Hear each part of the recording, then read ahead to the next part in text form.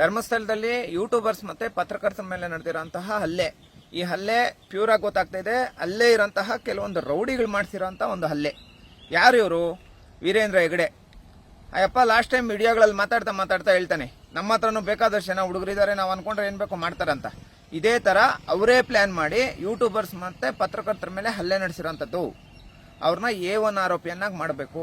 ಮತ್ತೆ ಆ ಯೂಟ್ಯೂಬರ್ಸ್ ಅಲ್ಲಿ ಸ್ವಂತ ನನ್ನ ತಮ್ಮ, ನಮ್ಮ ಹುಡುಗ, ನನ್ನ ಸಮುದಾಯದವರು ಯೂಟ್ಯೂಬರ್ ಇದ್ದಾರೆ, ಅವ್ರನ್ನು ಕೂಡ ಹಿಗ್ಗಾಮುಗ್ಗ ಹೊಡೆದು ಪಾಪ ಇದೇ ಇಲ್ಲ, ಏನು ಜ್ಞಾನನೇ ಇಲ್ಲ, ಆ ತರ ಹೊಡೆದು ಮಲಗಿಸಿರೋಂಥದ್ದು. ಆ ವ್ಯಕ್ತಿ ಕೂಡ ಹಾಸ್ಪಿಟಲ್ ಅಲ್ಲಿ ದಾಖಲಾಗಿದ್ದಾನೆ. ವಿಶಾಲವಾದ ಹೊಸ Shri Venu TVS showroom Kolar bypass Maruti Nexa car showroom ಪಕ್ಕ ಕಿಯಾ ಶೋರೂಮ್ ಎದುರು ಪ್ರಾರಂಭವಾಗಿದೆ. ಬುಕಿಂಗ್ ಆಫರ್ಸ್ ಮತ್ತು ಸರ್ವಿಸ್ಗಾಗಿ ಕೂಡಲೇ ಸಂಪರ್ಕಿಸಿ 9986833899.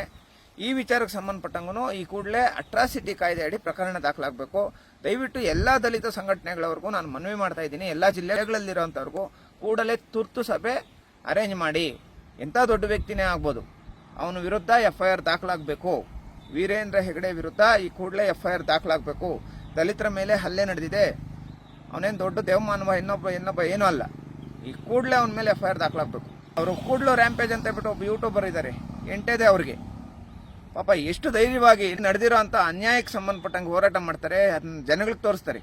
ಈ ವ್ಯಕ್ತಿ ಮೇಲೆ ಹಲ್ಲೆ ಮಾಡಿದಾರಂದ್ರೆ, ಅಂದ್ರೆ ಗುಂಪು ಕಟ್ಕೊಂಡು ಬಂದು ನೀವು ಹಲ್ಲೆ ಮಾಡ್ತೀರಂದ್ರೆ, ಆ ಹಲ್ಲೆ ಮಾಡಿರೋನೊಬ್ಬನೂ ಇಲ್ಲಿ ತನಕ ಯಾವುದೇ ಅಕ್ರಮಗಳ ವಿರುದ್ಧ ಪ್ರಶ್ನೆ ಮಾಡಿರೋನಲ್ಲ, ಯಾವುದೇ ಅನ್ಯಾಯಗಳ ವಿರುದ್ಧ ಪ್ರಶ್ನೆ ಮಾಡಿರೋನಲ್ಲ.